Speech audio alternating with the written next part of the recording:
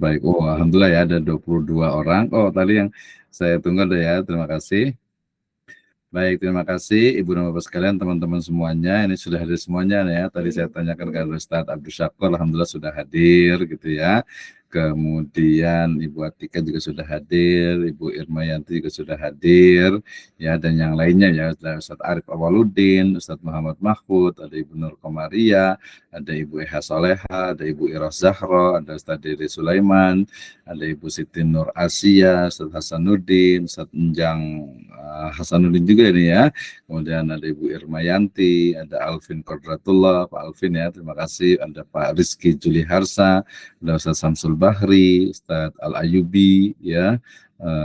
Kemudian juga Ustadz Baihaqi Ghazali, Ustadz Abdul Syakur, kemudian ada Ustadz Muhammad Amarul Haq, ada Ustadz Dede Firdaus, ada Ibu Linda Mawardi, ada Bapak Ustadz Muhammad Idrus, dan juga ada Ibu Tika Putri Rizkia. Saya absen lah satu-satu. Oh ya, saya izin print screen dulu nih ya buat bukti nanti ininya nih. Nah, oke. Oh, dia kesini save to drive. Ini baru saya ini ya. Baik, terima kasih Ibu dan Bapak sekalian, teman-teman semuanya. Hari ini atau pada kesempatan kali ini adalah pertemuan kedua di mata kuliah kita. Saya ingin berdiskusi dan juga mungkin akan bertanya terutama terkait dengan lembaga pendidikan. Saya berangkatnya dari lembaga pendidikan Islam. Ya, sebenarnya topik utamanya sebenarnya bukan lembaga ya, tetapi pemikiran-pemikiran yang kemudian terwujudkan dalam sebuah lembaga ya. Oh, ada yang masuk ke Ustaz Qulubul Hayat, ahlan wa sahlan, terima kasih sudah hadir.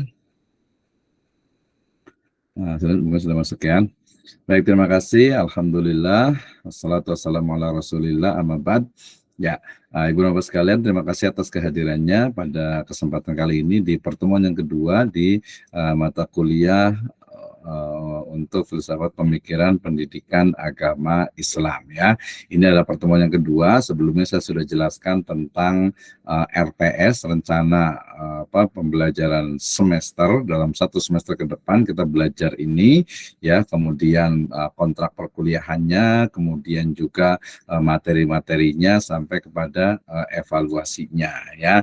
Nah, pada kesempatan kali ini saya ingin berbicara atau kita akan membahas bersama terkait dengan lembaga pendidikan ya Islam khususnya yang ada di Indonesia ya.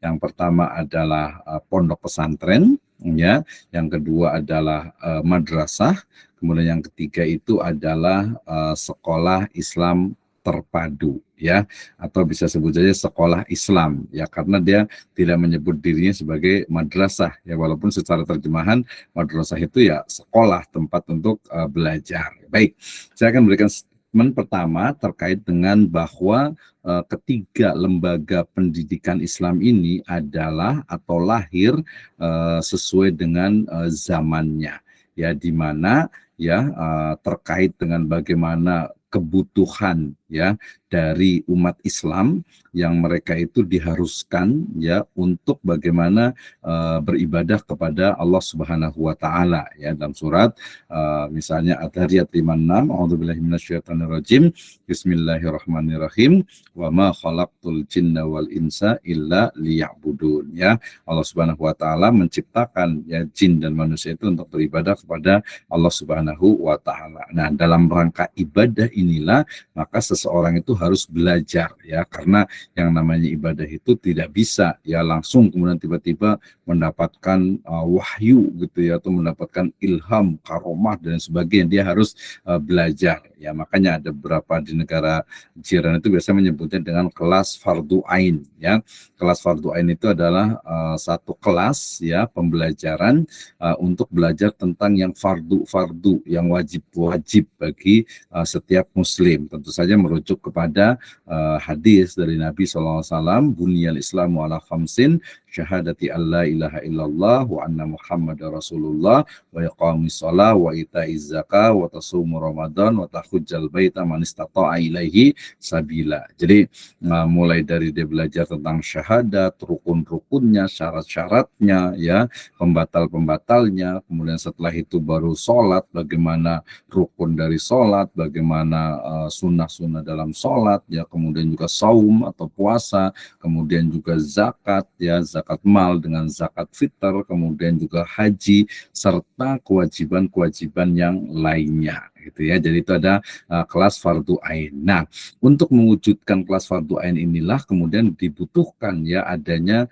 proses talibul ilm, ya, atau belajar, atau bahasanya menuntut ilmu, gitu ya, mencari ilmu, talabul ilm lebih tepat, ya, talabul ilm. Nah, menuntut ilmu ini. Nah, sehingga kemudian menuntut ilmu ini tentu saja, ya, kalau pada masa lalu kita akan berangkat dari mulai model bagaimana Nabi SAW itu misalnya diajarkan Jibril, gitu ya, Jibril datang kepada Nabi, kemudian beliau bertanya Jibril itu tentang mahwal iman, mahwal Islam, ya, mahwal iman, al iman antuk minu nabillahi wa malaikatihi wa kutubihi wa rusulihi wal yaumil akhir wa tu'minu bil qadari khairihi wa syarrih. Ya, kemudian juga dikatakan Islam itu apa? Islam itu adalah apa? Dikatakan juga antasyhadu alla ilaha illallah wa anna muhammadar rasulullah, dan seterusnya. Ihsan juga sama, anta'budallaha ka'annaka tarahu fa illam takun tarahu fa innahu yarak. Nah, jadi proses pembelajaran pada Nabi SAW tentu saja, ya, itu adalah embrio dari model pembelajaran yang kita bisa kembangkan saat ini, terutama bagaimana misalnya ketika Nabi SAW itu mendapatkan tawanan pada perang Badar, kemudian mengajarkan salah satu dari syarat dari tawanan perang itu adalah mengajarkan, ya, setiap guru itu, setiap pengajar, ya, atau ustadz itu 12 orang anak-anak kaum muslimin. Jadi ada proses pembelajaran, gitu ya, pokoknya belajar, terutama ya, karena pada waktu itu adalah wahyu itu sedang turun. Tapi lembaga pendidikan dalam konteks yang sekarang ini tentu berbeda, sehingga nanti bisa sebutkan masjid sebagai tempat, ya, untuk selain beribadah kepada Allah Subhanahu wa taala juga tempat untuk taklim dan juga tarbiyah. Oke.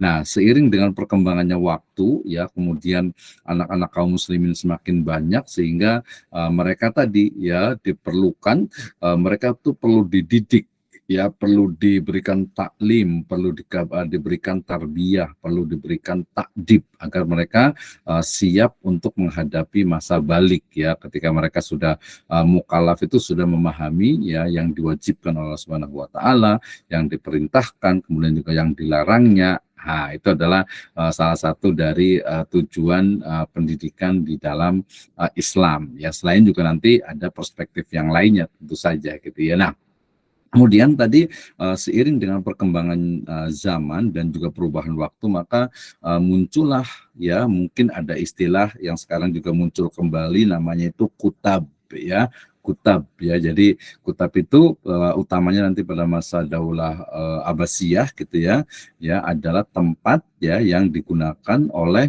anak-anak, gitu ya, untuk belajar terutama membaca atau menulis Al-Qur'an, ya, membaca Al-Qur'an, kemudian menghafalkan, gitu ya, kemudian juga menuliskannya. Nah, itu kutab, ya. Nanti di level yang tinggi itu ada jamiah, gitu ya. Walaupun sebelumnya pada masanya Khalifah misalnya Harun ar-Rasyid dan juga Al-Ma'mun misalnya, muncul di sana ada dua istilah. Yang pertama adalah Baitul Hikmah, dan yang kedua adalah Darul Hikmah. Nah, ini mungkin, ya, mirip dengan, ya, universitas sekarang, di mana di sana utamanya ada maktabah atau perpustakaan atau library yang kemudian berkembang dari model pembelajarannya. Oke, ya. Nah, ada pertanyaan sampai di sini. Berarti di mana nih? Madrasah, kemudian juga pesantren, gitu ya, kemudian juga nanti sekolah Islam terpadu, gitu ya. Oke, tunggu sebentar, ya. Nah, kemudian seiring dengan perkembangan zaman, ya, di Yaman itu muncul ada istilah namanya itu ribat, ya, ribat itu, ya, mirip dengan ma'had, gitu ya. Ma'had itu ya mungkin kalau diterjemahannya itu seperti pondok pesantren, di mana di sana ya di Ribat itu ada seorang syekh gitu ya, ada seorang guru yang mengajarkan ilmu-ilmu keagamaan dengan model pembelajaran ya, tentu saja sistemnya adalah semacam halaqah atau mungkin juga muhadharah gitu ya. Ya kita sebut saja simpelnya itu adalah pengajian ya. Nanti sebenarnya ini juga sudah ada pada masa tabi'in, tabi'ut tabi'in, pada masa imam madzhab itu juga sebenarnya ada juga gitu ya. Ya kita kasih contoh misalnya Imam Bukhari, ya, Imam Syafi'i, kemudian juga imam-imam ahlul hadis ya, ahli hadis yang mereka itu mencari hadis, kemudian juga mengikuti taklim daripada guru-guru mereka gitu ya. Selain juga nanti fikih juga ada ya, tafsir juga ada, kemudian juga tazkiyah ataupun juga istilahnya itu akhir, terutama akhir dari masa misalnya kehancuran Baghdad atau Abbasiyah, itu adalah munculnya juga aliran-aliran torikot-torikot gitu yang mereka juga memiliki halakoh atau mungkin tempat-tempat nanti disebut juga dengan zawiyah gitu ya, atau juga disebut juga nanti dengan tadi selain zawiyah juga adalah tempat-tempat untuk riyadoh gitu ya. Nah ini juga ya kita sebut juga sebagai model pendidikan. Selain ya kalau kita lihat dari sejarah itu, ketika Baghdad itu hancur, kemudian tadi muncul zawiyah, kemudian juga tempat-tempat riyadoh, tapi di sisi lain di ujung sana di Andalusia sana, di Spanyol sana, Asbania, muncul juga jamiah yang lebih berkarakter rasional. Wah, kemarin kita sempat ngomongin tentang rasionalisme ya. Ini juga menarik karena kita nanti akan memahami juga ya, akan memahami seperti apa gitu. Oke, saya lanjut ya. Ringkasnya kemudian nanti setelah itu muncul jamiah Al-Ula ataupun universitas pertama ya, disebut dengan mungkin Nizamiyah gitu ya. Sebenarnya ada lagi juga gitu ya. Kemudian juga yang cukup terang sampai sekarang ya Al-Azhar, tentu saja Jamiatul Azhar gitu ya. Nah, ini juga menjadi model pendidikan di dalam Islam. Nah, nanti bisa baca tuh ya, bisa virtual istilahnya virtual visiting atau virtual trip, di mana kita bisa melihat bagaimana model pembelajaran dari Jamiatul Azhar ya, termasuk sebenarnya di Tunis, di Libya, ya tadi di Yaman juga gitu ya, kemudian juga di ya Timur Tengah pada umumnya sampai ke Maghrib gitu ya, sampai ke Maroko, kemudian Sudan. Nah, dari situ kemudian ya muncul tadi ada ma'had ya, zawiyah juga, kemudian juga ya madrasah ada juga muncul ya, madrasah nizamiyah karena menyebutnya juga madrasah juga gitu ya, kemudian juga tadi ada ribat juga. Nah kemudian ketika Islam itu mulai mengembangkan ya, artinya mulai tersebar masuk ke Pakistan, kemudian ke India, kemudian tentu saja dulu belum ada ya Pakistan gitu pun, jadi satu lah ke India lah, termasuk juga ke Indonesia gitu ya.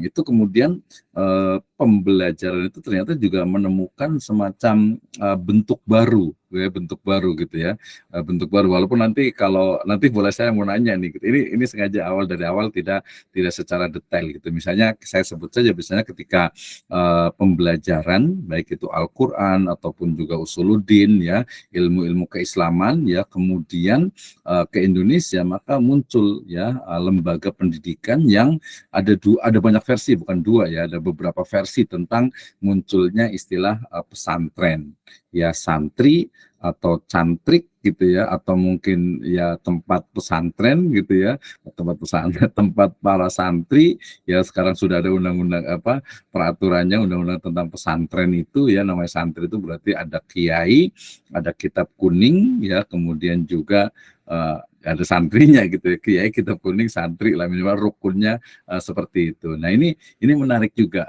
Kita tidak terlalu berber ke situ, tapi kemudian pesantren ini kan mengalami masa-masa keemasan gitu ya, masa-masa keemasan dengan model yang mungkin kita bisa lihat sekarang itu seperti pesantren Tebu Ireng gitu ya. Saya pernah juga ke pesantren Sidogiri gitu ya. Ini yang saya tidak menyebut tradisional ya, karena kalau tradisional itu dianggapnya itu tidak tepat ya. Mungkin lebih ke salafiyah ya, karena memang sekarang terkenal dengan istilah salafiyah gitu ya. Artinya model pendidikan ya pesantren aja, bukan tradisional gitu ya. Walaupun akhirnya muncul juga istilah baru yaitu pesantren modern ya. Nah, ini sebenarnya kalau secara makna modern ataupun modernisme itu sebenarnya berbeda, tapi ya yang ada di masyarakat seperti itu. Oke, saya bicara tentang pesantren ya. Jadi muncul lembaga pendidikan. Kalau beberapa literatur yang saya baca itu misalnya ada pesantrennya Sunan Giri di Bukit Giri ya, terutama di Jawa Timur, tepatnya di wilayah Gresik sana. Itu adalah di mana ya Sunan Giri kemudian dengan murid-muridnya mempelajari ilmu agama gitu ya, dan agak unik juga karakter dari Sunan Giri ini, nanti boleh dilihat, tapi intinya adalah proses pembelajaran itu ada. Nah, yang kita titik poinnya atau yang saya sampaikan atau kita sebut benang hijaunya ya, bukan benang merah ya, benang hijaunya itu adalah pertanyaan besarnya, ada nggak kesamaan antara mungkin ya, kalau di Mongol, di China itu misalnya ada biksu-biksu Shaolinnya gitu ya, dengan konsep pesantren sekarang ini. Sebenarnya saya ingin nanya ini, tadi pertanyaan yang sudah saya siapkan itu, yaitu karakter dari pesantren itu yang tadi salafiyah itu seperti apa dulu ya, kemudian sekarang, dan kita akan juga prediksi ke yang akan datang gitu ya. Nah, ya, saya mungkin langsung loncat ke yang akan datang. Yang akan datang ini maksudnya adalah pesantren terutama nih ya, tadi salafiyah dengan konsep sorogan, dengan konsep kitab kuning itu sudah sangat luar biasa gitu ya. Tetapi ternyata perubahan di masyarakat itu ya bisa dikatakan cepat gitu ya, sehingga kemudian masyarakat itu ya, terutama nanti sebenarnya ini salah satu efek dari model pendidikan apa ya, kita sebut barat, western, atau apalah ya, mungkin kita sebut saja Eropa ya, jangan barat, nanti kalau kesannya itu agak sedikit rasis gitu ya, barat gitu ya, tapi Eropa lah ya, Eropa itu mewakili juga Amerika walaupun beda-beda benua ya. Jadi model pendidikan Eropa yang mereka itu kemudian dengan rasionalismenya, kemudian juga dengan semangat Aufklärungnya, dengan semangat Renaissance-nya, dengan semangat pembebasannya, kemudian muncul tadi juga modernisme. Nah, akhirnya kemudian kita lihat ya, terutama kalau di beberapa buku, terutama bukunya Profesor Dr. Mahmud Yunus itu menyebutkan tentang sejarah sejarah pendidikan Islam di Indonesia gitu, kita akan lihat mulai dari tahun 80 sampai 90 itu termasuk masa-masa jayanya pesantren salafiyah gitu ya. Tapi kemudian 90 ke sini itu mengalami penurunan, sehingga kemudian ya dengan masuk ke sistem pendidikan dari Eropa itu kemudian beberapa pesantren akhirnya transformasikan model pesantrennya, tidak hanya kobong saja gitu ya, tetapi juga ada sekolah formalnya. Nah, sekolah formal ini juga kemudian muncul dua ya. Yang pertama adalah madrasah gitu ya. Kalau sekarang di Kementerian Agama itu ada madrasah wusto gitu ya, madrasah salafiyah yang wusto gitu, dan yang lainnya gitu ya. Nah, itu juga muncul, tapi yang saya maksud sekarang itu adalah banyak pesantren yang kemudian mereka itu juga menyelenggarakan pendidikan formal. Dalam hal ini berarti mereka sudah diajarkan matematika, bahasa Inggris gitu ya, kemudian juga mungkin biologi, fisika, ya bahkan sekarang bahasa Mandarin gitu ya. Nah, langsung loncat ke sekarang itu di pesantren juga, terutama pesantren yang sekarang ini ya, mereka sudah bahkan sudah ada belajar robotik ya, kemudian juga muncul, ini tema utama pembahasan kita hari ini malam ini, yaitu pesantren science, pesantren IT gitu ya. Sehingga dalam pandangan saya mungkin bisa jadi ke depan itu kalau di Cina itu dia ada semacam HP, kemudian juga mungkin robot itu bisa diproduksi rumahan gitu ya, mungkin ke depan itu pesantren itu akan juga menghasilkan science, menghasilkan IT, ya menghasilkan mungkin robot, atau mungkin minimal pesantren itu bisa bikin mobil kali ya, selain mobil listrik, mobil apalagi nih yang tren ke depannya gitu ya. Nah, apakah itu mungkin terjadi? Ya wallahu a'lam bishawab gitu ya. Oke, nah dari pesantren kemudian kita ke madrasah. Nah, madrasah ya tentu saja ini adalah pilihan juga utama pada ya sekitar 90 atau tahun 2000 lah ya, 2000 ke bawah gitu ya. Sekarang ini dengan adanya SMP, dengan adanya SMA, bahkan SMK, madrasah madrasah, terutama madrasah aliyah ini agak mengalami penurunan ya. Apalagi nanti riset terbaru saya dengan teman itu justru menemukan juga malah penurunan dari kualitas guru ya, itu di kemarin mata kuliah pengembangan SDM pendidikan gitu ya. Jadi pesantren madrasah saat ini juga saya yakin mengalami semacam harus dalam tanda petik itu berubah pada bidang-bidang tertentu.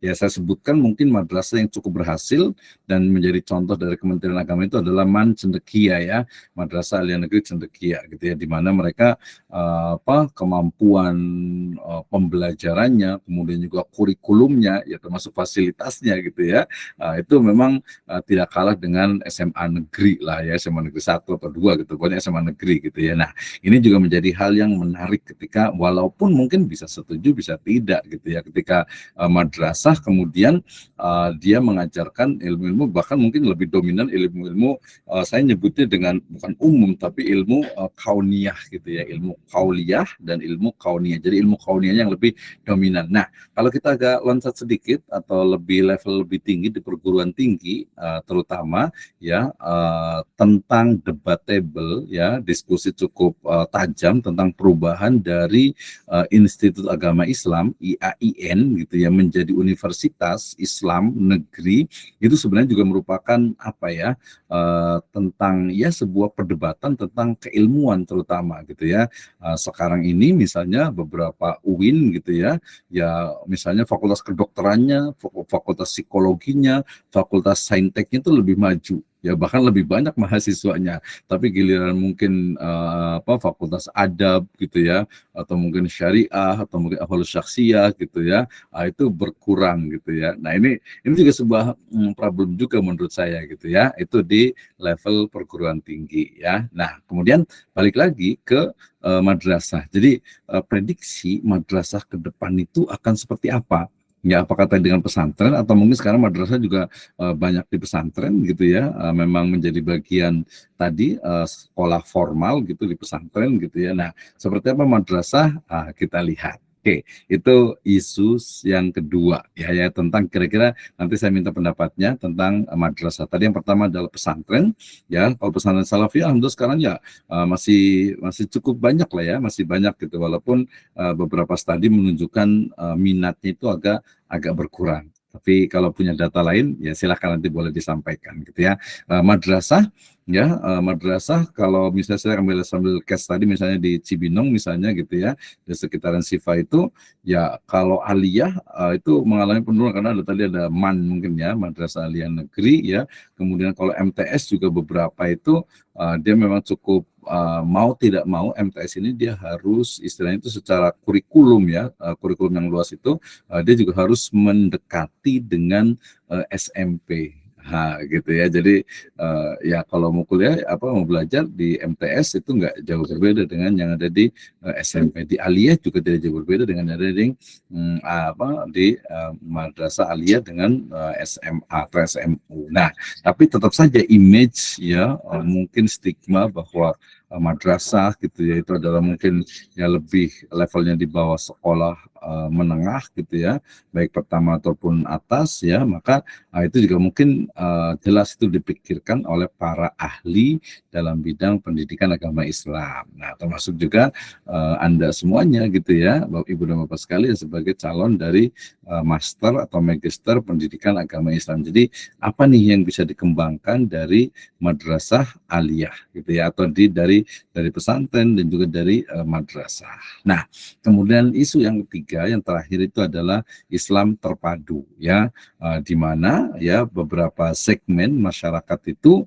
ya terutama di awal ya, enggak sekarang ya, di sekitar ya tahun 2000 lah ya, tahun 2000-an itu muncul istilah sekolah Islam terpadu ya dalam bentuk SDIT, SMPIT ya, sekarang sudah ada SMAIT, bahkan sudah ada SMKIT ITE itu adalah Islam terpadu. Nah, saya sebenarnya mau nanya nih, kenapa kira-kira muncul istilah Islam terpadu ya? Ya Islam ya Islam aja, ngapain pakai terpadu saja? Gitu ya. Kayaknya ini yang menjadi bahan diskusi bagi kita nih ya, bahan diskusi bagi kita untuk kita bisa lebih banyak mengeksplor pemahaman kita tentang berbagai pemikiran ya pendidikan agama Islam. Nanti kita akan lihat dari basic pemikirannya, dasar pemikirannya, dan juga kenapa sih muncul pesantren, kenapa sih muncul madrasah ya.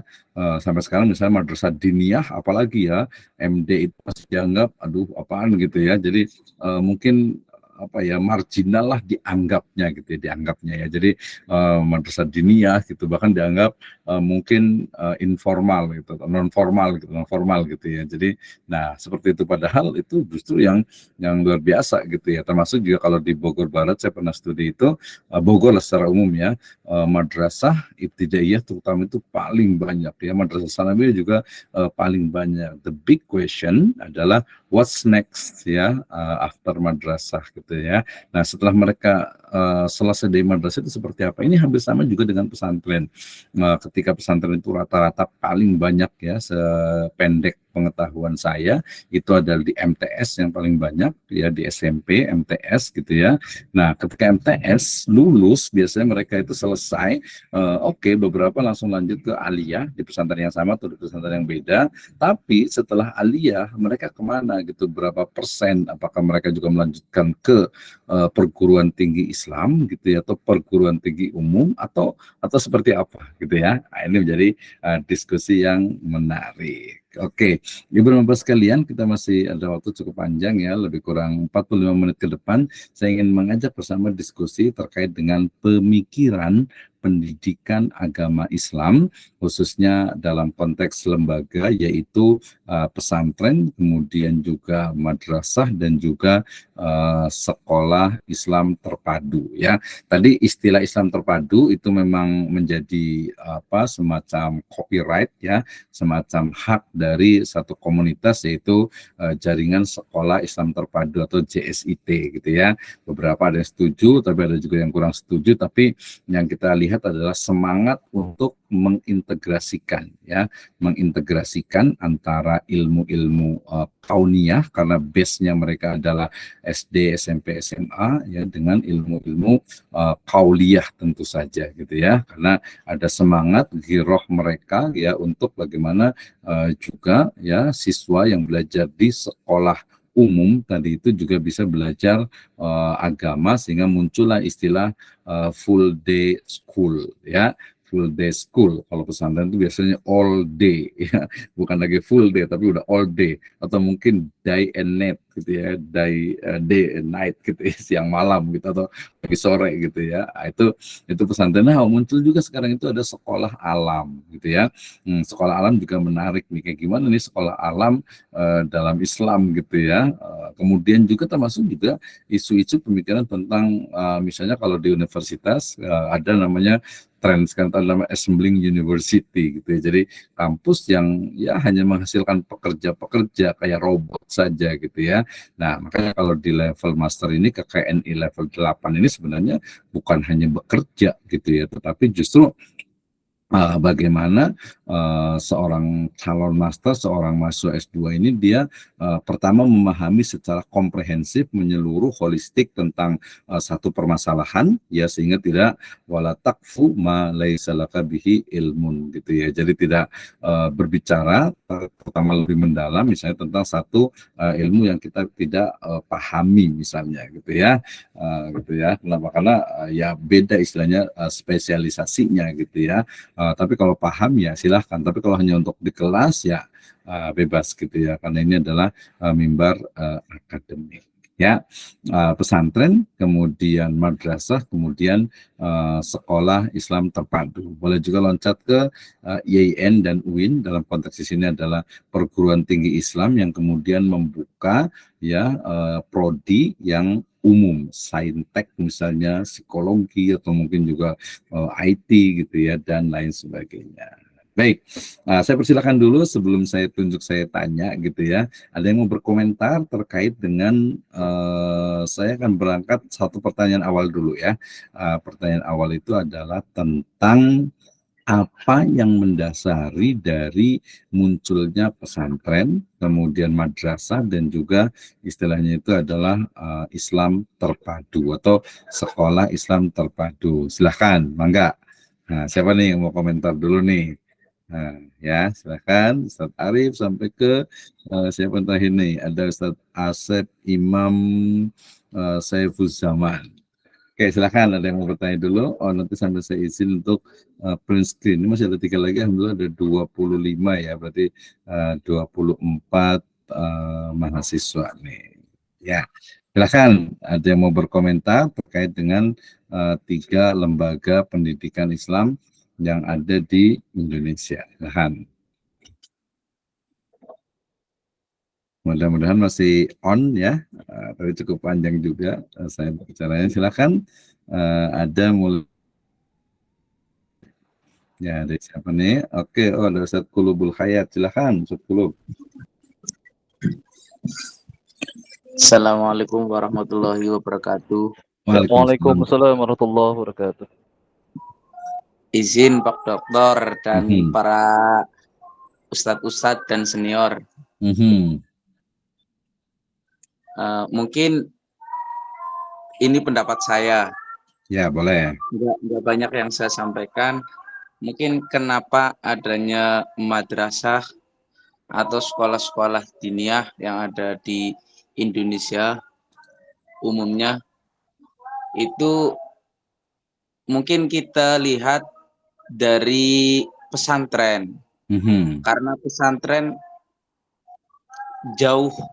sedikit jauh berbeda dari sekolah umum. Kalau pesantren kan kita diajarkan khususnya yaitu adab. Kalau untuk sekolah itu yang berbasis dengan ilmu umum seperti SD, SMP, SMA. Tapi bukan berarti SD, SMP, SMA itu tidak diajarkan akhlak. Lebih condong itu ke pendidikan atau yang tadi dibilang yaitu sekolah madrasah. Karena kalau sekolah madrasah itu lebih condong ke pendidikan. Tapi kalau untuk sekolah SD, SMP itu lebih condongnya ke prestasi dari akademik umumnya gitu. Karena yang ada di sini juga sekarang banyak sekolah yang umum tapi digabung dengan pondok gitu. Sekarang kan banyak kayak di Bogor juga ada di Parung, terus ada yang sekitar Parung karena saya dulu di Parung gitu. Yang sekitar Parung kan itu banyak kayak Darul Mutakin, Darul Ulum, Darul Najah. Itu kan kenapa sekolah umum sekarang di pondok? Nah, sebenarnya yaitu untuk persaingan masa depannya. Bukan hanya ilmu agama doang atau ilmu umum doang, akan tetapi didasari dengan akhlak sebagaimana yang sering kita dengar yaitu akhlak atau adab lebih tinggi dibandingkan ilmu. Mungkin dari saya seperti itu. Kurang lebihnya saya minta maaf. Assalamualaikum warahmatullahi wabarakatuh. Waalaikumsalam warahmatullahi wabarakatuh. Baik, terima kasih. Sudah sangat cukup bagus sekali ya. Sebentar ya, yang lain udah banyak ini. Kalau udah satu bisa kan komentar lagi ya, tenang aja. Tadi sebenarnya Ustadz Qulub itu sudah betul ya, bahwa memang seperti itu keadaannya. Tapi kita berpikir ya lebih mendalam lagi gitu ya, lebih mendalam lagi. Jadi kenapa kemudian pesantren ya tadi yang dengan adabnya, kemudian juga membuka sekolah kita sebut saja SMP SMA. Ya kalau madrasah kan ya sama lah ya, nyambung ya, madrasah aliyah, sanawiyah, ibtidaiyah gitu ya. Kalau ini kenapa bahkan sampai di Pamijaya sendiri ada SMK ya, SMK bahkan itu tata boga gitu, tapi itu di pesantren gitu ya. Termasuk juga yang multimedia juga di pesantren gitu. Kalau menurut saya justru ya mungkin ada yang nggak setuju gitu ya, ada yang nggak setuju bahwa ini nggak sesuai. Kalau saya itu ketika ini mungkin mirip seperti when East meet West gitu ya. Jadi ketika timur ketemu dengan barat, sebenarnya secara paradigma itu sebenarnya nggak ketemu itu. Misalnya gini, di SMK atau di sekolah umum pelajarannya misalnya fisika, kimia, biologi dan sebagainya. Kalau kita merujuk, ya mohon maaf ini misalnya ke Kemendikbud atau Kemendiknas gitu ya, maka materi-materi kita lebih mendalam di materi di dalamnya itu yaitu perlu diislamisasi. Ya, jadi sains teknya itu juga perlu diislamisasi. Nah, sehingga kemudian ini menurut saya, kebetulan saya juga di pesantren hampir 20 tahun gitu ya, di Sanawiyah dan juga di Aliyah. Ini sebenarnya ada problem gitu ya, ada problem ketika sekolah ini padahal dia madrasah ya, dia Sanawiyah sama Aliyah. Apalagi kalau yang di SMA dengan misalnya SD, SMP, SMA itu akan ada sesuatu yang memang nanti mengakibatkan guru itu harus dalam tanda petik itu berijtihad gitu ya. Oh, ini nggak sesuai misalnya nih di SMA selalu diajarkan di antropologi itu misalnya tentang teori Darwin gitu kan ya, dan itu ada di buku itu kan sebenarnya berbeda dengan konsep pesantren. Nah, ini harusnya menjadi juga semangat bagi pesantren dan lembaga pendidikan Islam itu untuk dia bisa islamisasi sains dan juga ya merubah gitu ya kurikulum, merubah materi, mata pelajaran, konten-konten yang memang tidak sesuai dengan Islam tentu saja gitu ya. Jadi kita tidak ngikuti saja, tetapi juga memang kita harus membangun tadi, mengembangkan sampai kepada level inovasi lebih detailnya. Silakan Ibu Irma, nanti baru ke tadi Pak Muhammad Mahfud ya. Yang lain silakan Bu Irma mau berkomentar nih. Tadi ada satu pertanyaan juga sebenarnya terkait dengan Ustadz Arif ya. Silakan Ustadz Ibu Irma dulu.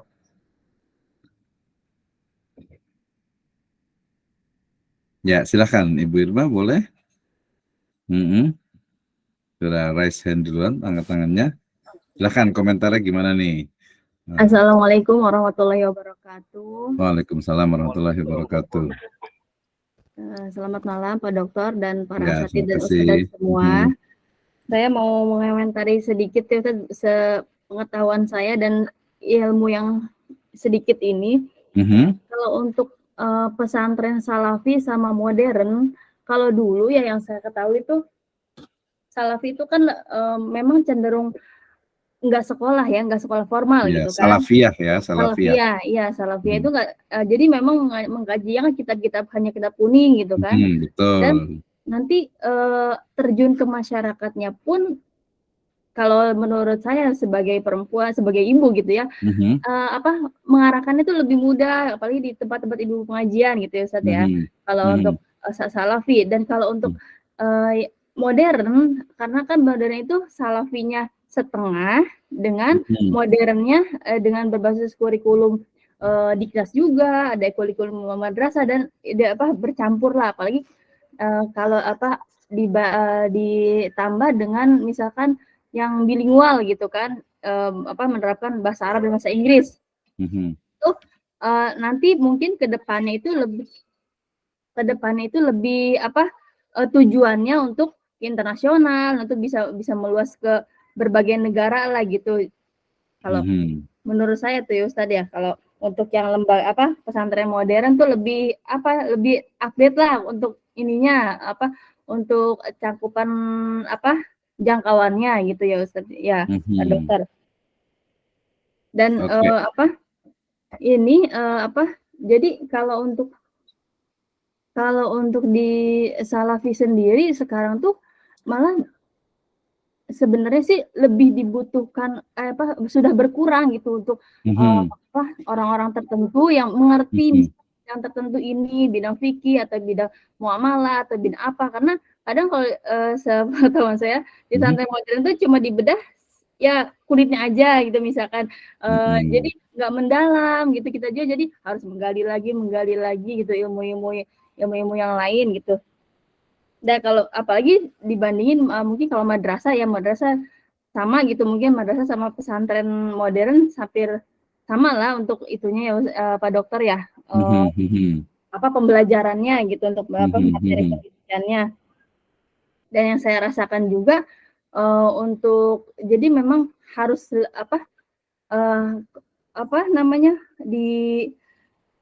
di komplit di match di mix ya, digabungkan gitu ya, kombinasikan.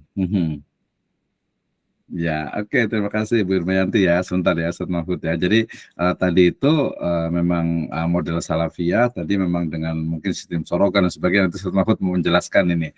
Ya, tadi kalau madrasah itu sekarang itu hampir semuanya pesantren itu ya ada madrasahnya dan juga ada SMP-nya gitu ya. Nah, ini penting juga sebenarnya gitu. Tapi kemudian tadi kalau terlalu parsial istilahnya, oh kalau yang madrasah itu yang mau internasional, kemudian yang salafiyah itu yang lokal gitu. Enggak juga sih, tapi ini justru terkait dengan tujuan dari pendidikan itu sendiri gitu. Maksudnya itu dalam konteks sekarang ini pasar gitu ya, misalnya orang tua santri, orang tua murid gitu. Mereka maunya apa sih? Atau mungkin anak-anak ini ya, anak-anak tuh maunya apa gitu? Apakah mereka memang spesialisasi di diniyah misalnya gitu ya, atau mungkin mereka juga ingin di saintek, atau mungkin tadi pengen dua-duanya. Makanya karena pengen dua-duanya itu kemudian muncul tadi Islam terpadu. Jadi kita lebih mendalam lagi apa nih ya. Jadi terkait dengan apa yang ada yang menjadi kebutuhan masyarakat, kemudian yang memang di masyarakat itu diperlukan, termasuk tidak juga kita istilahnya itu mengorbankan sesuatu yang menjadi prinsip gitu ya. Tadi kalau dibilang modern agak setengah-setengah, madrasah setengah-setengah, enggak juga sih, seharusnya tidak gitu ya. Seharusnya tidak. Sehingga sekarang juga mungkin masih banyak nih sekarang, yaitu tadi ikut pesantren salafiyah, kemudian juga kadang ada sekolahnya otomatis di situ juga gitu, atau kadang juga kalau yang nggak ada sekolahnya, nggak ada madrasahnya, biasa madrasah atau sekolah di luar. Kita ke Ustaz Muhammad Mahfud dulu atau ke Ustaz Arif Awaludin nih, silakan, siapa duluan nih? Silakan. Oh, Ustaz ini dulu ya. Oh, Ustaz Arif dulu. Sekolah dulu aja Pak, nggak apa-apa. Ustaz Arif dulu silakan. Kalau ini pemeran terakhir biasanya nih. Silakan Ustaz Arif komentarnya nih. Tadi sebenarnya terkait dengan, saya sebenarnya lebih cenderung ke ini, ke apa? Kenapa muncul karena ini bagian dari pemikiran, apa dasarnya gitu. Jadi munculnya sekolah Islam terpadu, tapi pesantren dengan madrasah, prediksi ke depan seperti apa boleh juga. Silakan, atau pendapatnya dulu. Ustaz Arif, silakan. Baik, bismillahirrahmanirrahim. Assalamualaikum warahmatullahi wabarakatuh. Waalaikumsalam warahmatullahi wabarakatuh. Mudah-mudahan pada sehat semua. Amin. Pada ustazah, mohon izin. Mungkin kalau misalkan dilihat daripada landasan, ketika kita lihat dari madrasah, itu yang diujikannya adalah pelajaran Islam yang 5 itu ya. Semacam akhlak, tafsir, terus fikih dan lain sebagainya. Mungkin kalau misalkan di madrasah, yaitu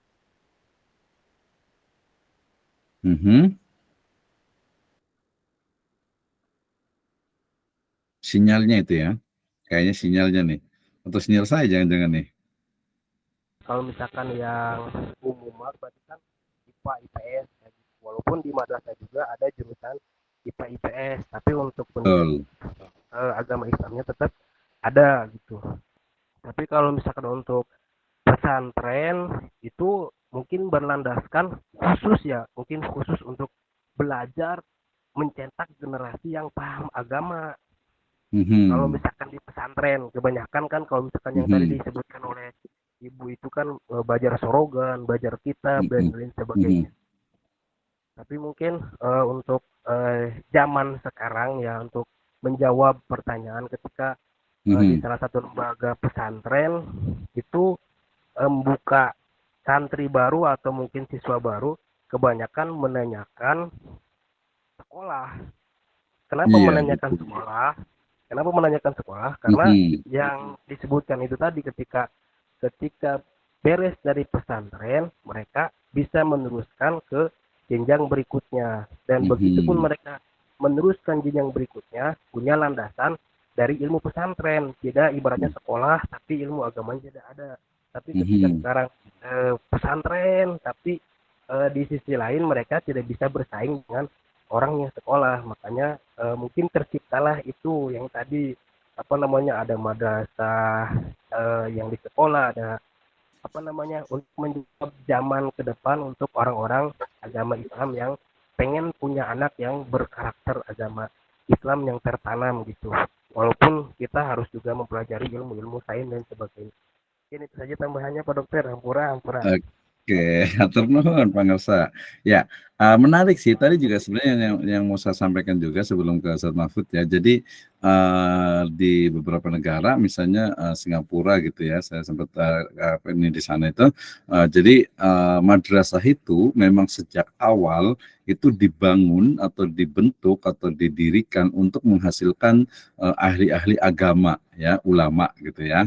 Ulama, karena waktu itu kalau di Singapura itu memang untuk menjadi imam, menjadi guru madrasah, menjadi mungkin pengurus manajer masjid dan lain sebagainya gitu ya. Itu dulu gitu ya.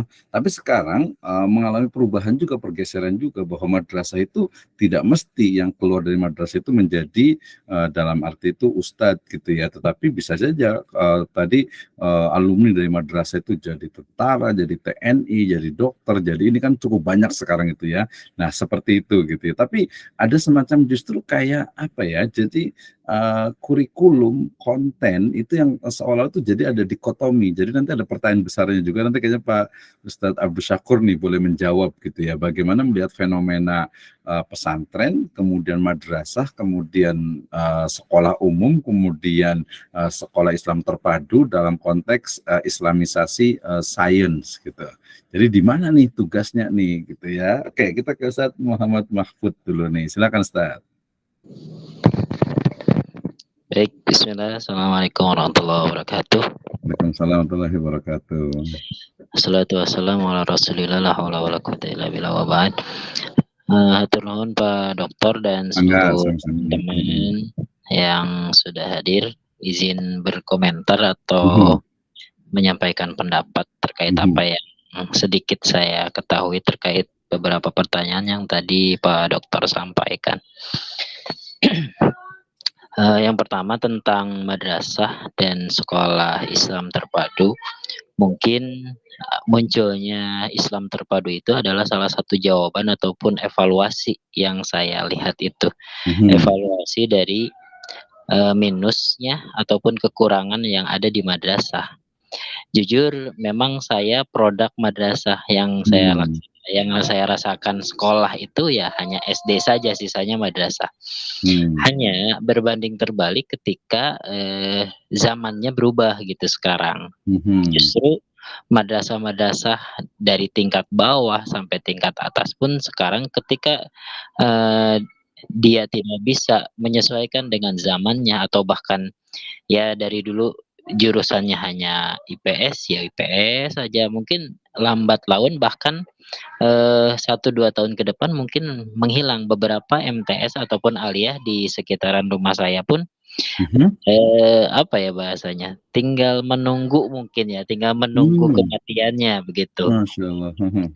Karena yaitu tidak siap menerima, yang pertama menerima masukan, yang kedua terlalu apa ya, yayasannya itu terlalu mengungkung terhadap masukan-masukan orang-orang baru, terutama anak-anak muda.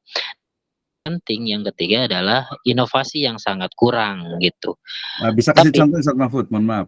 Bisa kasih contoh nggak, maksudnya mereka tidak menerima dari sisi apanya dulu nih sebelum berlanjut nih? Jadi lebih ke memang kebanyakan sih madrasah yang ada di sekitar rumah itu di bawah satu Pak Dokter gitu. Jadi memang terlalu mengedepankan faham terkait organisasi Islam tersebut begitu Pak Dokter. Gitu. Jadi jadi sangat cukup menutup diri bagi orang-orang yang berada di luar organisasi tersebut gitu. Ya, jadi bahkan untuk para pemimpin ataupun tingkatan kepala sekolah gitu yang ada di lingkup sekolah tersebut memang semuanya terpusat ataupun dikirim langsung dari pusat gitu, bukan berasal dari lingkup yang ada gitu, lingkup dari dulu gitu, misalnya udah 10 tahun ngajar di situ jadi kepala sekolah, tapi pure orang baru dan semua orang terpercaya dari pusat gitu di situ. Kalau misalnya boleh saya sebutkan sih ya saya sebutkan gitu. Nggak usah lah, nggak usah. Ya. Oke, saya skip aja. Baik. Nah, kemudian jadi tadi sebenarnya lebih ke spesifik tadi kan dari sisi organisasinya.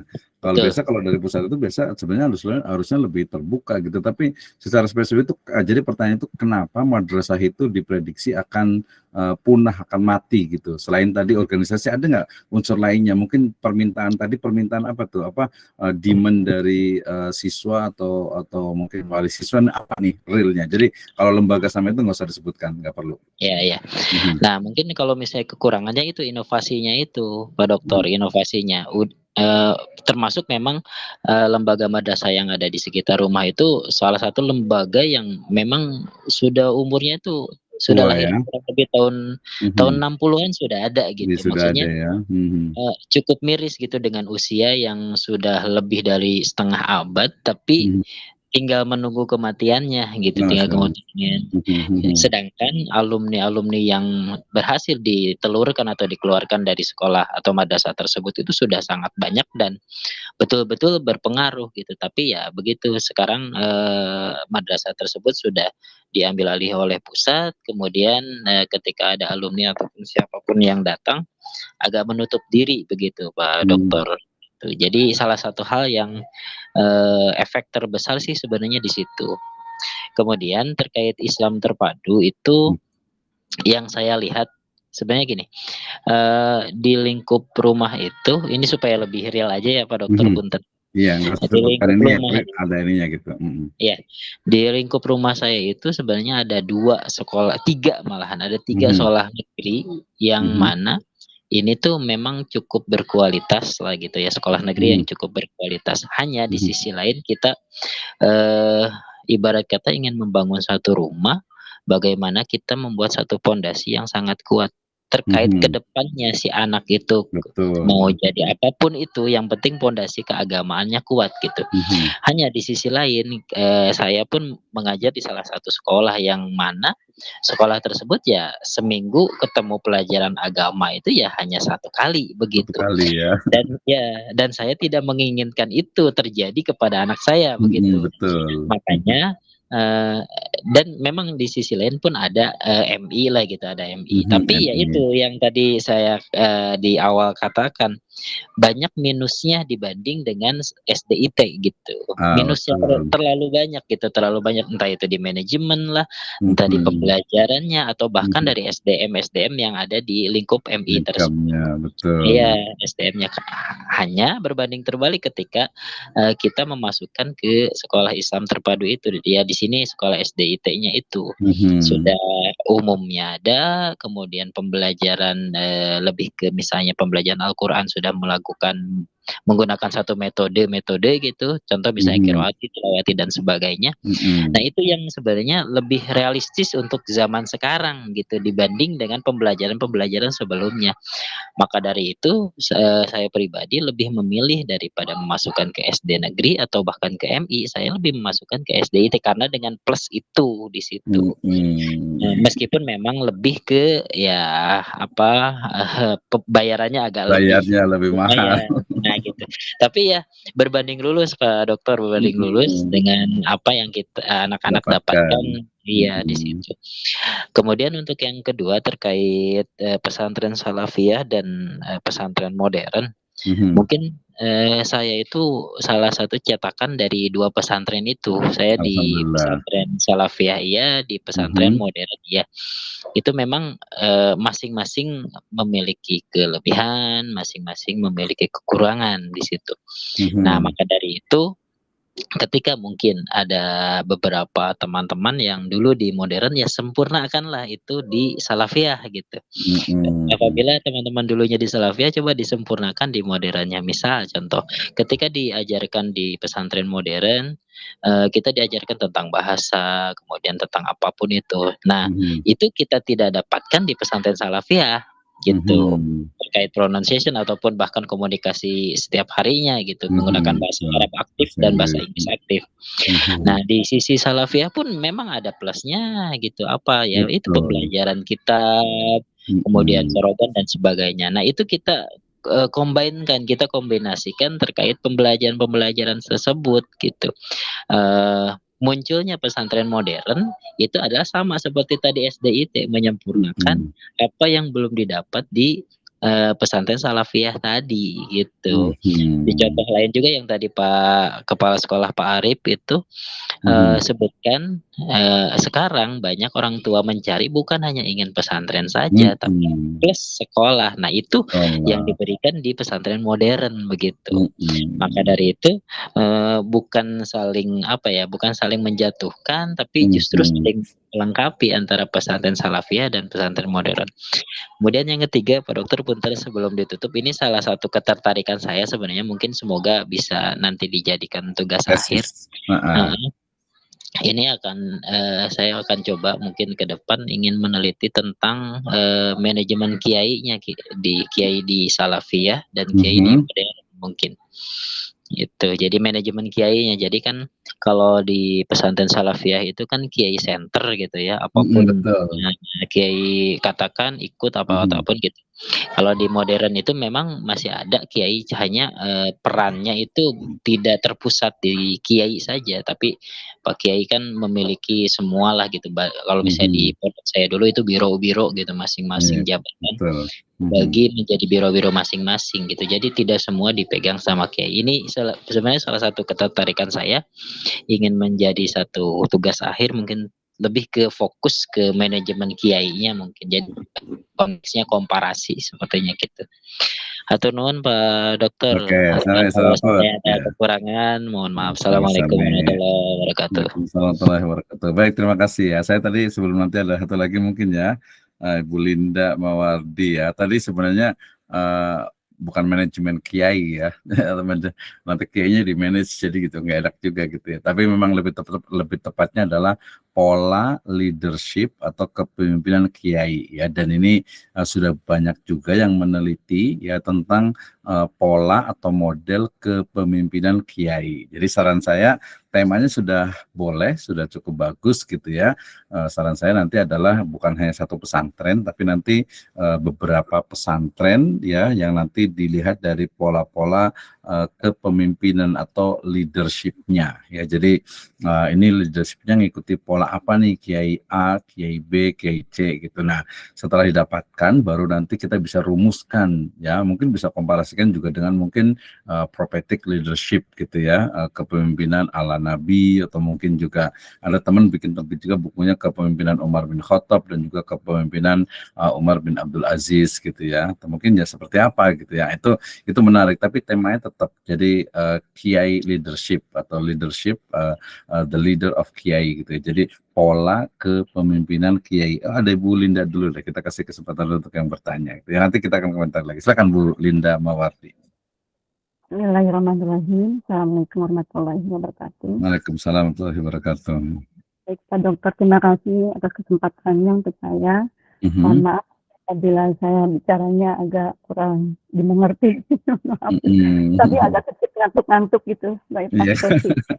Dikit lagi, silakan. Ya, ini lagi terbuka lagi mata saya.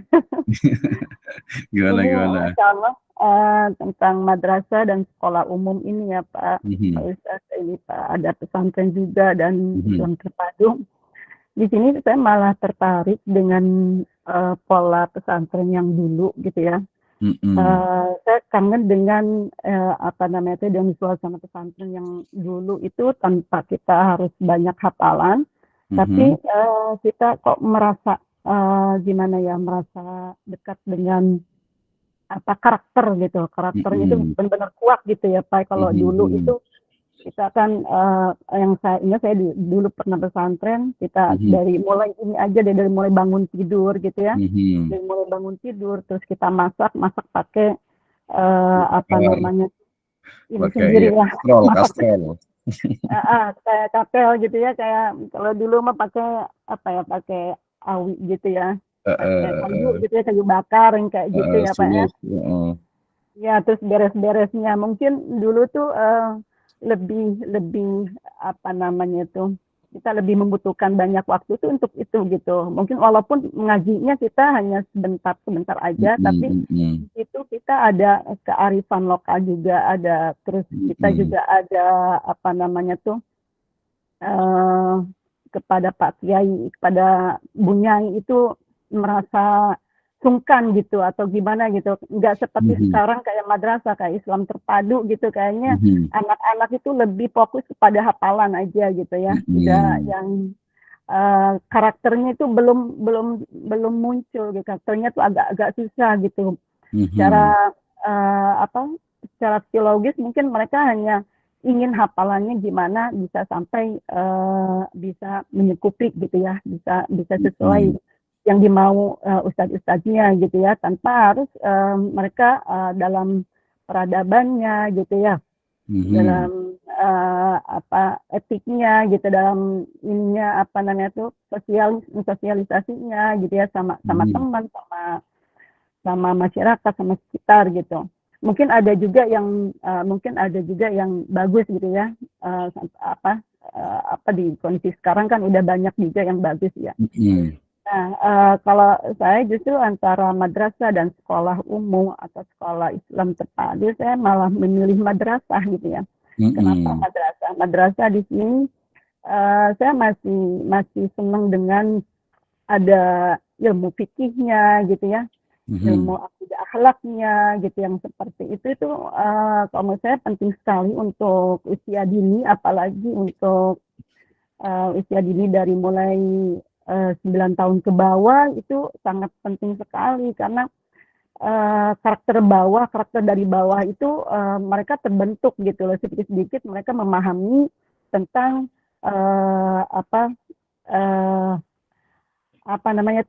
tentang akhlakul karimah yang baik gitu ya, tanpa harus dijejelin dengan penghafalan yang banyak gitu. Nah, nanti kecuali kalau kemampuannya disesuaikan dengan anak-anak, mungkin kalau ada anak yang di atas rata-rata mungkin bisa insya Allah. Tapi kalau anak yang kurang mampu untuk berhafal banyak, misalkan kan kalau di sekolah Islam terpadu biasanya langsung ke hafalan tahfiz gitu ya, hafalan Al-Qur'annya gitu, atau hafalan hadisnya langsung banyak gitu ya. Tapi itu yang saya ketahui sekarang itu justru banyak yang misalnya dari usia dini, dari umur 8 tahun mereka sudah hafal sampai selesai, tapi nanti mungkin di usia menjelang dewasa itu malah lupa lagi gitu. Jadi malah kembali lagi gitu ya ke dasar gitu, malah mungkin hal-hal yang harusnya diketahui dari dasar itu malah mungkin nggak tahu, karena tidak terlalu banyak disuguhi oleh ustaz-ustazahnya seperti itu ya. Jadi kalau menurut saya madrasah untuk saat ini luar biasa, Masya Allah. Kalau di daerah saya antara madrasah sama Islam terpadu itu bersaing. Dan pesantren juga pesantren pun mungkin agak bergeser ya, memang sekarang tuh bergeser. Tapi memang harus ada manajemen yang bagus, yang baik, karena memang di pesantren ini masih tidak sedikit juga para kiai masih sedikit pemahaman tentang umumnya gitu ya, tentang bagaimana mengelola mengelola pesantren yang baik, yang memang mungkin bisa jadi nantinya jadi pusat perhatian di daerah situ itu gitu ya. Ustaz, mohon maaf mungkin. Ya boleh, tapi di sini banyak kiai ini. Nanti moga-moga nggak ada yang tersungging ini. Ini kiai muda ini. Pak Ustaz, Masya Allah, ini sharing aja ya Pak Ustaz ya. Enggak apa-apa, bagus. Terima kasih. Ya seperti itu aja Pak Ustaz. Assalamualaikum warahmatullahi wabarakatuh. Waalaikumsalam warahmatullahi wabarakatuh. Baik, terima kasih ya. Jadi kadang orang menyebutnya itu dengan romantika sejarah gitu ya. Artinya orang-orang yang ada di zamannya, kata likul zamani rijal gitu ya.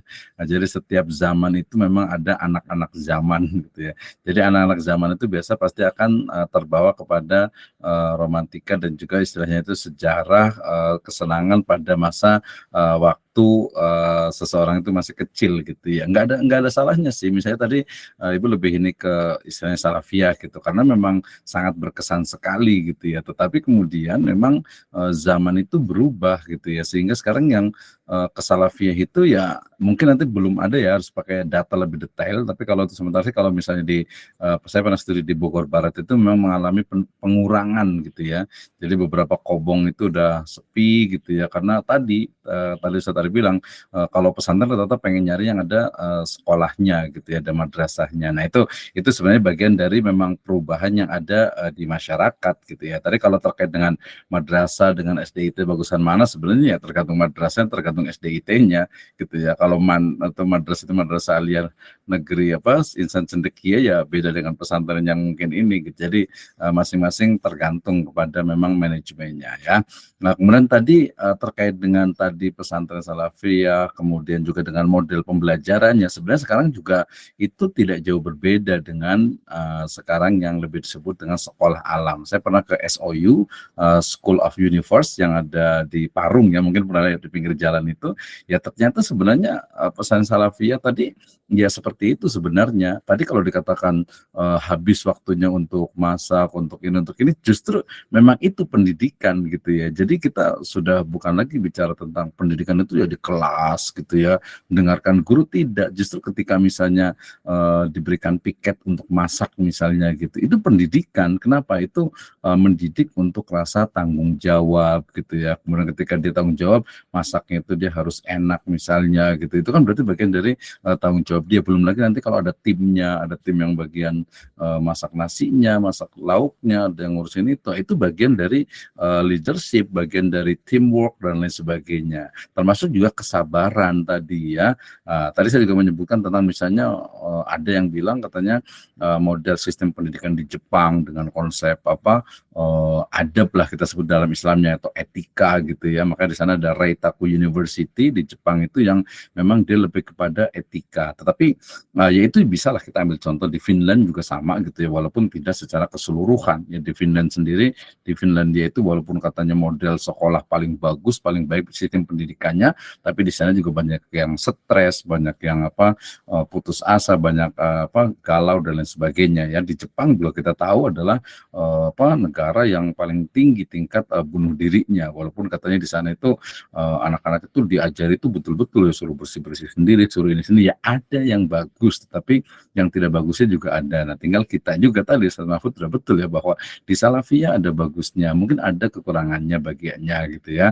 Kemudian juga di modern khalafiyah juga ada yang bagus, tapi mungkin ada yang kurangnya. Nah, dari situ kemudian justru kita bisa berinovasi. Berarti Ustaz Mahfud nanti kalau mau bikin pesantren atau udah punya pesantrennya ya, berarti kayak gini nih ya, baina salafiyah wa khalafiyah gitu ya. Jadi seperti ini modelnya gitu. Atau mungkin tadi ingin menghidupkan kembali yang pure murni salafiyah ya, tinggal ini saja, karena kan nanti kita juga ada mata kuliah namanya itu mata kuliah entrepreneur jasa pendidikan.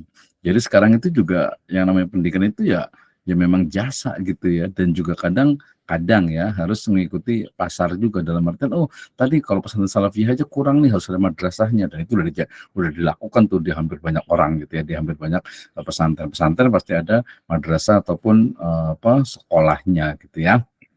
Oke, itu ya. Kemudian tadi Ustaz Mahfud juga menarik terkait dengan, tadi satu lagi tentang kiai ya. Ini juga sebenarnya karena perspektif kita itu ada seolah itu leadership itu harus demokratis, harus mungkin partisipatori gitu ya, dan sebagainya. Itu yang seolah-olah melihat bahwa kiai yang di salaf itu seolah kurang. Kalau saya tidak ya. Kalau saya melihat justru memang polanya ya, beliau-beliau itu memang hidup di zamannya. Ya, jadi misalnya kiai pada masa lalu itu ya seperti itu, dan memang anak-anaknya juga begitu gitu ya. Bukan begitu itu positif ya. Anak-anak itu memang nurut, nggak banyak ini ya, memang seperti itu pola kepemimpinannya.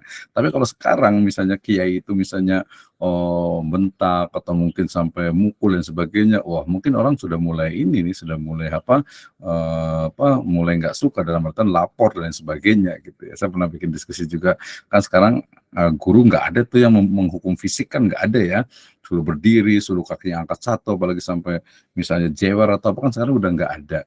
Nah, gitu ya. Ini juga kan jadi permasalahan juga nih. Ini juga nanti bagian dari pemikiran terutama terkait dengan apa istilahnya itu sebentar saya ya. Jadi punishment. Oke, saya bersabar sekaligus nanti berkomentar. Saya ingin bertanya tentang gini. Jadi kita bisa fokus tentang SDIT. Jadi begini, sekolah Islam terpadu SDIT. Sekolah Islam terpadu itu kan muncul dari tadi sebenarnya fenomena itu adalah fenomena tadi model pendidikan Eropa. Nanti boleh belajar lagi tentang sejarah pendidikan di Indonesia. Apa sih yang diajarkan sekolah-sekolah Belanda pada waktu itu? Ya mereka paling nyanyi, kemudian apa gitu ya.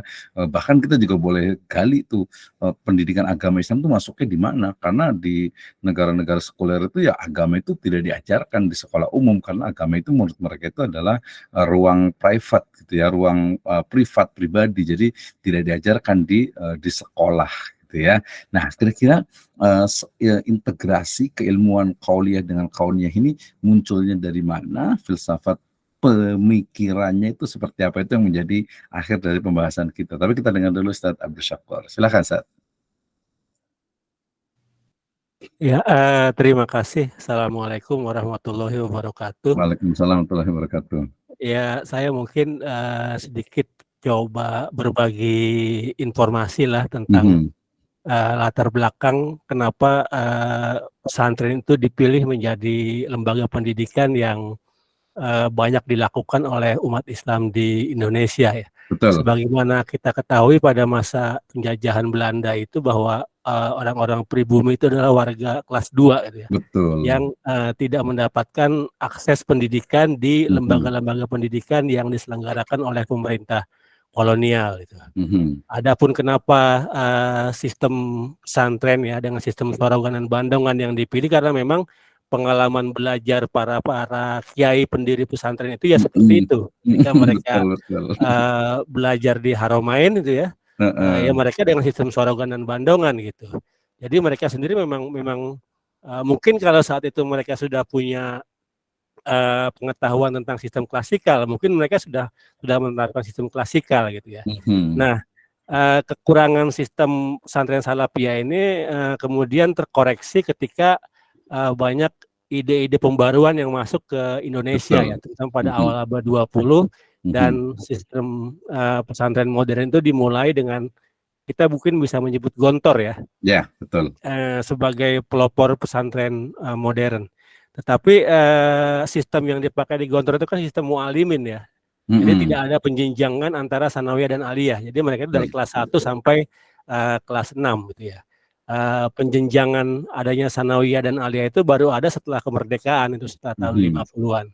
Adapun sekolah umum yang kita kenal sekarang itu ya itulah sistem pendidikan yang diterapkan oleh pemerintah kolonial Belanda yang kemudian diteruskan oleh pemerintah Indonesia dengan sistem kurikulum dan muatan yang berbeda gitu, tentunya gitu. Dan makanya wajar kalau sistem pendidikan agama itu ya cuman 1 kali dalam seminggu gitu. Karena ketika masa kolonial pun mereka belajar agama Kristen itu kebetulan karena pemerintah Belanda itu Kristen Protestan ya yang tidak terlalu fanatik gitu. Ya mereka pun seminggu sekali cuma dapat pelajaran agamanya gitu. Nah, terkait dengan penggunaan istilah madrasah mungkin di sini sekarang itu digunakan untuk membedakan bahwa madrasah itu adalah sekolah menengah atau sekolah dasar yang induk ke Kemenag. Betul. Sementara yang SD SMA itu yang induk ke Dikbud gitu ya, kayak gitu. Jadi apa sih namanya? Dan sekarang bagaimana pesantren-pesantren tua beradaptasi dengan perkembangan yang ada, bahkan untuk pesantren yang besar kayak semacam Lirboyo atau Tebu Ireng dan sebagainya, bahkan mereka itu punya sekolah menengah yang terafiliasi dengan Dikbud dengan penjenjangan SD, SMP, SMA, kemudian punya sekolah yang penjenjangannya MI, Sanawiyah, Aliyah, dan mereka juga punya yang khusus Salafiyah gitu. Ya, paket juga mereka ada juga tuh. Ada juga, jadi untuk yang pesantren-pesantren besar itu mereka punya tiga-tiganya itu. Karena memang sebagaimana kita ketahui bahwa image yang berkembang di masyarakat, lulusan pesantren itu bisa baca kitab kuning gitu ya. Jadi kayak semacam itu. Nah, terakhir tentang masalah SDIT ini kan sebenarnya fenomena yang baru ya. Ya, betul. Seingat saya itu mungkin sekitar akhir tahun 90-an Dan kalau saya boleh menyebut sebenarnya ada satu kelompok yang gencar saat itu mempromosikan dulu tuh Partai Keadilan kalau nggak salah itu, sekarang jadi PKS itu. Betul. Jadi sebenarnya ini sekolah terpadu itu sebenarnya menambah beban siswa gitu ya. Karena memang karena mereka itu sebagian besar menginduk ke kurikulum Dikbud, sementara proporsi untuk pengajaran agamanya kurang, mereka menambah jam pelajaran sehingga mereka menggunakan sistem full day school ya.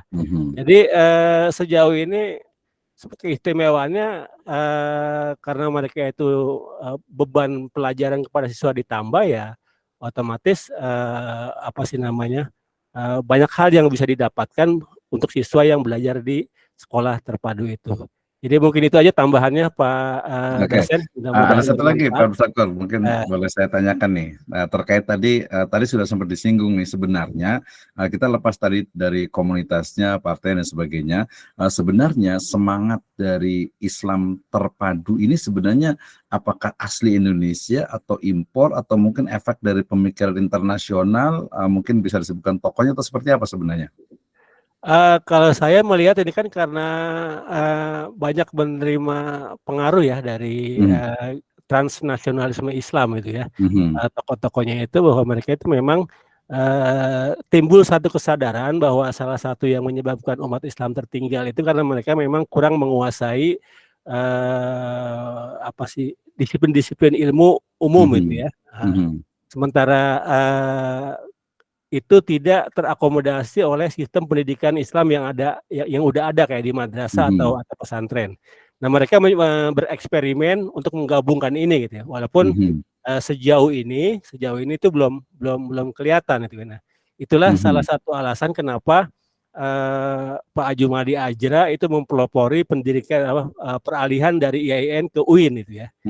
Nah, karena kalau tidak IAIN itu tidak diubah jadi UIN, itu kan mereka, kata Pak Ajra itu kasihan itu lulusan pesantren, lulusan madrasah itu harus bersaing kalau mereka itu mendaftar ke UI dan sebagainya, sementara sistem pembelajaran mereka itu berbeda dengan sistem pembelajaran yang ada di umum gitu ya. Jadi saya melihatnya itu karena memang spirit zaman ya yang berusaha untuk menggabungkan antara penguasaan ilmu-ilmu umum dan ilmu-ilmu agama, dan bahkan mereka itu berusaha untuk menghilangkan dikotomi itu. Jadi sebenarnya kagak ada tuh yang namanya dikotomi antara ilmu-ilmu agama dengan ilmu-ilmu umum.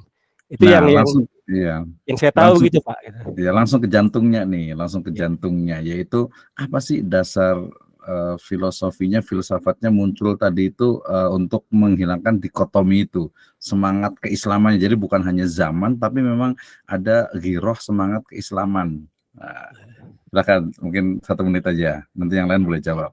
Ya, sebenarnya ini kan impact dari secara sosial politik kita itu kan sebenarnya udah di framing gitu ya dari sejak awal kemerdekaan itu, bahwa kalau orang yang kalau orang yang taat beragama itu anti nasionalis, kemudian kalau orang nasionalis itu tidak beragama gitu. Nah, dikotomi itu sebenarnya bukan hanya dalam pendidikan istilah ilmu agama atau ilmu umum, tetapi juga dalam konteks sosial politik gitu kan. Makanya ada kecurigaan yang terus-menerus dari pemerintah terhadap umat Islam itu kan, karena memang kalau orang itu berislam secara kapah maka dia otomatis anti pemerintah gitu. Jadi ada kayak semacam stigma itu yang berusaha dicoba dihilangkan dengan berbagai eksperimen oleh para pendidik di Indonesia itu, dengan menggabungkan salah satunya melalui eksperimen dengan sekolah terpadu itu. Itu mungkin Pak yang saya tahu Pak. Oke, baik, terima kasih. Walau waktu kita udah lewat nih 4 menit ya. Terima kasih Ustaz Abdul Sakur ya. Jadi sebenarnya kalau saya lihat ini perspektif saya pribadi ya dari beberapa literatur, bahwa memang munculnya tadi pesantren kan sudah jelas, kemudian madrasah juga gitu ya. Walaupun itu perlu digali lebih mendalam juga sebenarnya tentang pesantren, terutama prediksi ataupun juga inovasi untuk pesantren ke depan gitu ya. Seperti yang saya sebutkan di awal, madrasah juga sama. Dia harus ada inovasi. Contoh dari Kemendak tadi adalah Man Cendekia. Tapi saya lebih kepada sekolah Islam terpadu, di mana Nah, itu memang tadi dari ya semacam kebimbangan ya dari beberapa masyarakat, golongan masyarakat ya, segmen masyarakat yang mereka melihat sekolah umum gitu ya, dalam ini tadi sekolah yang dibuat oleh warisan kolonial itu ya, yang memang mengajarkan agama itu terlalu sedikit. Tetapi dari situ juga sebenarnya tadi lepas dari partai dan juga komunitasnya, JSIT dan sebagainya, itu memang muncul dari pemikiran-pemikiran transnasional, terutama terkait dengan islamisasi sains, dan juga mungkin merujuk juga perkataan dari Syakib Arsalan yang 5 data al muslimin atau qadama ghairuhum. Jadi muncul adanya pembaharuan tajdid Islam yang tidak hanya membatasi Islam itu dalam konteks-konteks kaulia, wahyu dan juga spiritualitas, tapi juga masuk ke dalam sains, tek dan lain sebagainya. Yang mungkin kita lihat sebagai contoh, saya mungkin di Mesir dengan Muhammad Abduh, kemudian juga Rashid Ridho, dan juga tentu saja berpengaruh kepada hampir keseluruhan kita sebut saja gerakan-gerakan Islam yang ada di Indonesia, Southeast Asia, bahkan di banyak negara. Saya pernah ke Sabah juga, di sana ada satu lembaga ya pendidikan yang mirip sekali dengan ada yang contohnya itu di Indonesia. Jadi teman-teman semuanya, mungkin kalau kita belajar tentang tajdid atau pembaharuan, kita akan menemukan banyak sekali benang-benang hijau yang menghubungkan antara satu, kita sebut saja organisasi keagamaan dengan organisasi keagamaan yang lainnya, dan nanti salah satu implementasinya itu adalah dalam bentuk tulisan atau dalam bentuk juga pemikiran, dalam bentuk lembaga pendidikan, termasuk juga SDIT ini ya. Lepas dari bagus tidaknya ya, nanti masyarakat juga akan yang melihatnya, kemudian juga akan menilainya, kemudian tapi lebih kepada integrasi keilmuan itu yang merupakan jawaban dari beberapa tokoh yang mencoba untuk berinovasi dan mengembangkan. So sebagai sebuah inovasi, sebagai sebuah pemikiran pengembangan dari pendidikan agama Islam, itu juga patut kita pelajari tadi dari mulai pesantren, sebenarnya pesantren, madrasah, kemudian juga sekolah Islam terpadu, dan what's next setelahnya itu seperti apa tugas kita bersama sebagai akademisi, sebagai mahasiswa magister pendidikan agama Islam untuk juga bisa berinovasi. Seperti tadi saya katakan di awal, bisa jadi mungkin ke depan itu pesantren itu akan memiliki bentuk yang unik, tidak lagi mungkin di kampung atau kobong gitu. Sekarang udah berubah ya, mungkin nanti di apartemen, di pusat-pusat kota besar dengan model yang mungkin tidak lagi istilahnya itu anti dengan teknologi, bahkan sudah dengan tape, dengan hologram dan sebagainya. Itu menurut saya sangat mungkin sekali ya, tinggal kontribusi kita lah sebagai seorang ahli expert di bidang pendidikan agama Islam.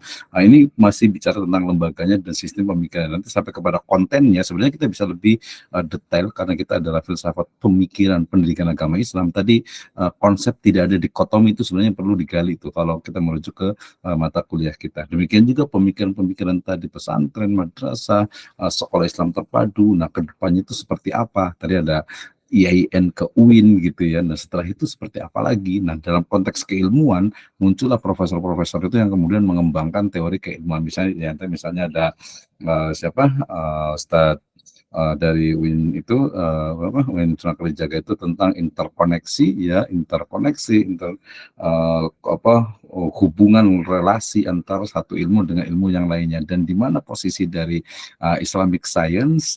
Tugas kita dalam bidang kurikulum utamanya di subjek untuk bisa lebih mengembangkan tentang prodi kita ya, keilmuan dalam prodi kita, yaitu pendidikan agama Islam. Pendidikan agama Islam itu berarti bagaimana mendidik konsep agama Islam yang rahmatan lil alamin, gitu ya. Oke, terima kasih ya, udah semuanya udah lewat waktunya. Insya Allah kita lanjutkan di pertemuan yang akan datang hari Senin yang akan datang, insya Allah dengan topik yang berbeda. Insya Allah saya akan bicara tentang tadi beberapa dasar pemikiran, contoh-contoh pemikiran klasik terkait juga dengan pendidikan, tentang manusia, tentang alam semesta, dan juga peserta didik, kurikulum, media, teknologi, dan lain sebagainya. Ya, saya cukupkan. Jazakumullahu khairan ala ihtimamikum. Kita tutup dengan hamdalah dan doa kafaratul majelis. Alhamdulillahirabbil alamin. Subhanakallahumma wa bihamdika. Alhamdulillahirabbil alamin. Subhanakallahumma wa bihamdika. Asyhadu an la ilaha illa anta, astaghfiruka wa atubu ilaik. Assalamualaikum warahmatullahi wabarakatuh. Waalaikumsalam warahmatullahi wabarakatuh.